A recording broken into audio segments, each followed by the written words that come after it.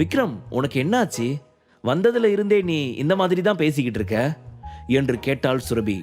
என்ன பேபி, ஒரு புருஷன் பொண்டாட்டிக்குள்ள இந்த மாதிரி எக்ஸ்பெக்டேஷன் இருக்கிறது சகஜம் தானே என்று அவன் சிரித்து கொண்டே சொல்ல, ஹே விக்ரம், என்ன பேசுற நீ?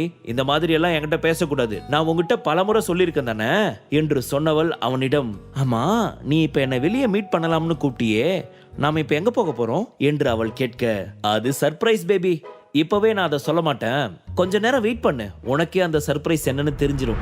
ப்ளீஸ் விக்ரம், என்ன சர்ப்ரைஸ்னு சொல்லு என்று அவள் கேட்க, இங்க பாரு பேபி, நான் தான் சொல்ல முடியாது, நேர்ல போய் நீயே தெரிஞ்சுக்கோ அப்படின்னு சொல்றேன்ல, நீ என்கிட்ட மீறி கேட்டுக்கிட்டே இருக்கிறதுனால உனக்கு ஒரு சின்ன பனிஷ்மெண்ட் இருக்கு. ஃபர்ஸ்ட் நான் உங்ககிட்ட அந்த சர்ப்ரைஸ் காட்ட போறது கிடையாது என்று அவன் சொன்னதுமே சுரபி அதை ஏமாற்றமாக உணர்ந்தாள். என்ன சொல்ற விக்ரம் என்று அவள் மிகவும் ஏமாற்றத்துடன் கேட்க, ஆமா பேபி, உன்னோட சர்ப்ரைஸ் காட்டுறதுக்கு முன்னாடி ஏதாவது ஒரு ஹோட்டலுக்கு போய் சாப்பிடலாம், அப்புறமா நீ உன்னோட சர்ப்ரைஸை தெரிஞ்சுக்க என்று அவன் சொல்ல, விக்ரம் நீ என்ன பார்க்க வரியான்னு கேட்டதும் நானும் இருக்கிற வேலையை எல்லாத்தையும் விட்டுட்டு வந்துட்டேன், அதனால நம்ம சாப்பிட்ற இடத்துக்கே கஸ்டமரை வர வச்சு நான் என்னோட பிசினஸ் டீலை பேசி முடிச்சிட்டுமா, நீ சாப்பிட்ட மாதிரி இருக்கும், எனக்கும் வேலை முடிச்ச மாதிரி இருக்கும் என்று அவள் கேட்க, உண்மையாவே நீ சொல்ற ஐடியா நல்லா தான் பேபி இருக்கு.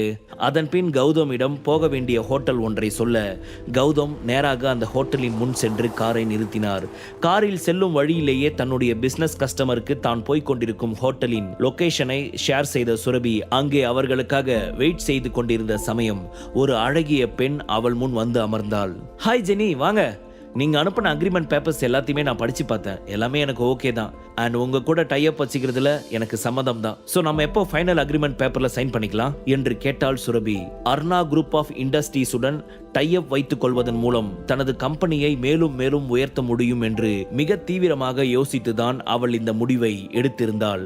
அதற்கு ஜென்னி என்ற அந்த பெண், இதுக்கான பதில நீங்க என்னுடைய ஹையர் ஆபீசர்ஸ் கிட்ட தான் கேட்கணும் என்று சொன்னவள் தன் அருகில் அமர்ந்திருந்தவரை பார்க்க, அவள் அருகில் அமர்ந்திருந்த ஃபாரினர் போன்ற ஒருவன் சுரபியிடம், hi Surabhi, I am Joel, Latin group of இண்டஸ்ட்ரீஸோட விபி என்று சொன்னவன் சிரித்து கொண்டே அவளிடம் கை நீட்ட, மரியாதை நிமித்தத்திற்காக சுரபி அவனுக்கு ஹேண்ட் ஷேக் செய்தாள். சுரபி, நீங்க லத்தீன் குரூப் ஆஃப் இண்டஸ்ட்ரீஸ் கூட டை அப் வச்சுக்கிறதுக்காக பலமுறை கன்வே பண்ணியிருந்தோம், ஆனா நீங்க அதை கன்சிடர் பண்ணவே இல்லையே, எந்த ஒரு தைரியத்துல நீங்க இந்த மாதிரி பண்ணிட்டு இருக்கீங்க? அவனது இந்த பேச்சு சுரபிக்கு கோவத்தை வர வைத்தது. அதே சமயம் விக்ரமும் அளவில்லா கோவத்தோடு அவனது திமிர்த்தனமான பேச்சை பார்த்து முறைத்தவாறு அமர்ந்திருந்தான். இங்க பாருங்க மிஸ்டர் ஜோயல், நான் இங்க வந்தது அர்ணா குரூப் ஆஃப் இண்டஸ்ட்ரியோட டைப் வச்சுக்கிறத பத்தின பிசினஸ் மீட்டுக்காக தான். மற்றபடி எனக்கும் லத்தீன் குரூப்போட டைப் வச்சுக்கிறதுல எந்த ஒரு இன்ட்ரெஸ்டும் இல்லை, அண்ட் ஃபியூச்சர்லயும் அதுக்கான சான்ஸ் இருக்காது. So you may go now என்று அவள் சொல்ல, அவளது இந்த பேச்சுவார்த்தை ஜோயலுக்கு கோவத்தை வர வைத்தது. நீ என் கூட டைப் வச்சிக்க முடியாதுன்னா உன்னால இங்கிருந்து வெளியே போகவே முடியாது, அது நல்லா ஞாபகத்துல வச்சுக்கோ என்று சொல்லிவிட்டு தன் பின்னால் திரும்ப ஜோயலை சுற்றி 10 முதல் 15 பாடிகார்ட்ஸ் வந்து நின்றனர். இதை பார்த்த சுரபிக்கு மனதிற்குள் பயம் தொற்றிக்கொள்ள அவள் முகத்தில் அது அப்பட்டமாக தெரிந்தது. விக்ரமும் எதற்கும் அசராதவன் போல் தான் இருந்த இடத்தில் இருந்து சிறிதும் அசையாது அங்கிருந்த அனைவரையுமே வேடிக்கையாக ஒரு பார்வை பார்த்தான். விக்ரம், தேவையில்லாத பிரச்சனை வேணா, நம்ம இங்கிருந்து கிளம்பி போயிடலாம் என்று சுரபி நடுங்கிய குரலில் சொல்ல, என்ன பேபி நீ, உன் மாமா சண்டை போடுறத ஆல்ரெடி நீ பார்த்துருக்க தானே, மாமாவை நம்பு, ட்ரஸ்ட் மீ பேபி என்று சொன்னவன் அவளிடம் அவர்கள் ஆர்டர் செய்திருந்த வாட்டர் மிலன் ஜூஸை எடுத்து கொடுத்தான். அவன் பேசியதை வைத்தே அவன் தான் சுரபியின் ஹஸ்பண்ட் என்பதை தெரிந்து கொண்ட ஜோயல் அவனிடம் நக்கலாக சிரித்து கொண்டே, ஓ நீ தான் அந்த லோக்கல் மருமகனா? சுரபி பத்தி விசாரிக்கிறப்போ உன்னை பத்தின இன்ஃபர்மேஷன்ஸ் எனக்கும் கிடைச்சது. நீ ரொம்ப லோக்கலான ஆளு, அதே சமயம் திமிரு பிடிச்சவன்னு கேள்விப்பட்டிருக்கேன். அந்த திமிருத்தனத்தால தான் நீ இங்க இப்படி பேசிக்கிட்டு இருக்கியா? ஆனா என் ஆளுங்க முன்னாடி எல்லாம் உன் திமிர்த்தனம் செல்லுபடி ஆகாது மிஸ்டர். சுரபி, ஆரம்பத்துல நான் கூட உன்னை தப்பா நினைச்சேன், ஆனா இந்த மாதிரி லோக்கலா ஒருத்தன் கூட இருக்கிறதுனால தான் உன்னோட புத்தி இப்படி எல்லாம் தப்பு தப்பா யோசிக்குது அப்படிங்கிறது எனக்கு இப்பதான் புரிஞ்சிச்சு. இருந்தாலும் பரவாயில்ல, உனக்காக நானு லாஸ்டா ஒரு சான்ஸ் தரேன்.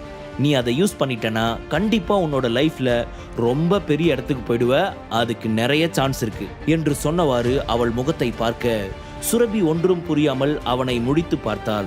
என்ன சுரபி, நான் சொல்றது உனக்கு புரியலையா? இதோ நிக்கிறானே உன்னோட ஹஸ்பண்ட், இந்த லோக்கல் பர்சனால இது வரைக்கும் உனக்கு எந்த யூஸும் இல்ல, பினான்சியல் ரீதியாவும் இவனால உனக்கு எந்த யூஸும் இல்ல, ஒரு ஹஸ்பண்டாவும் இவனால உனக்கு எந்த ஒரு யூஸும் இல்ல. சோ அந்த சாட்டிஸ்ஃபேக்ஷன் எல்லாத்தையும் நான் உனக்கு தரேன். அது மட்டும் இல்லாம உன்னுடைய கம்பெனி டெவலப் ஆகிறதையும் நானே பாத்துக்கிறேன். அவனது இந்த வார்த்தை சுரபிக்கு சுருக்கென்று இருந்தது. அவளுக்கு கோபம் பற்றி கொண்டு வந்தது. சுரபிக்கு வந்த கோபத்தை விட விக்ரமின் கோபம் காட்டுத்தீ போல் மேலோங்கி இருந்தது. உடனே அவனை கொன்று விடுவோம் என்று நினைத்தவன் அவனது வாயில் ஓங்கி குத்த ஜோயலின் வாயில் இருந்த அனைத்து பற்களும் கீழே சிதறி விழுந்தது. ஏண்டா அழுகி போன வெள்ளப்பூசணிக்க நாய, உனக்கு எவ்வளவு தைரியம் இருந்துச்சுன்னா என் முன்னாடியே என் பேபி கிட்ட இப்படி பேசுவ? இந்த மாதிரியெல்லாம் பேசின நீ உயிரோடவே இருக்கக்கூடாது என்று சொல்லி அவனது வயிற்றில் ஓங்கி எத்தி அவனை கீழே தள்ளிவிட்டவன் அவனது கழுத்தை தனது காலால் மிதித்தான். மிகவும் சிரமப்பட்டு அவனது காலை தனது கழுத்தில் இருந்து எடுத்த ஜோயல் அவனிடம், ஏண்டா உனக்கு எவ்வளவு தைரியம் இருந்துச்சுன்னா நீ என் மேலே கை வைப்ப என்று மிரட்டியவன் ஜென்னி பக்கம் திரும்பி, ஜென்னி உடனே நம்ம பாடி கார்ட்ஸ் எல்லாரையும் கிளம்பி இங்க வர சொல்லு, இவன் இன்னைக்கு உயிரோட இங்கிருந்து போகவே கூடாது என்று திக்கி திணறி இருமிக் கொண்டே பேச ஜென்னியும் தனது மொபைலை எடுத்து பாடிகார்ட்ஸுக்கு கால் செய்ய போனாள். அதை கவனித்த விக்ரம் வேகமாக சென்று அவளது கன்னத்தில் அறைய தன் கையில் இருந்த போனை கீழே தவறவிட்டவள் வேகமாக சுவற்றில் மோதி தானும் கீழே விழுந்தாள். என்னோட பேபி உன்னை நம்பித்தானே உன்னை இங்க வர வச்சா? ஆனா நீ ஒரு பொண்ணா இருந்துகிட்டு என் பேபியவே ஏமாத்த ட்ரை பண்ணிட்டு இருக்கியா? எப்ப நீ ஒரு பொண்ணா இருந்துகிட்டு இன்னொரு பொண்ணோட வாழ்க்கையை அழிக்கணும்னு நினைச்சியோ, இதுக்கு மேல நான் உன்னை பொண்ணுன்ற காரணம்லாம் பார்க்கவே மாட்டேன் என்று சொல்லி மாறி மாறி ஜென்னியின் கன்னத்தில் பலார் பலார் என்று அறைய அவளது இரு கன்னங்களும் பனையாரம் போல் வீங்கி கொண்டது.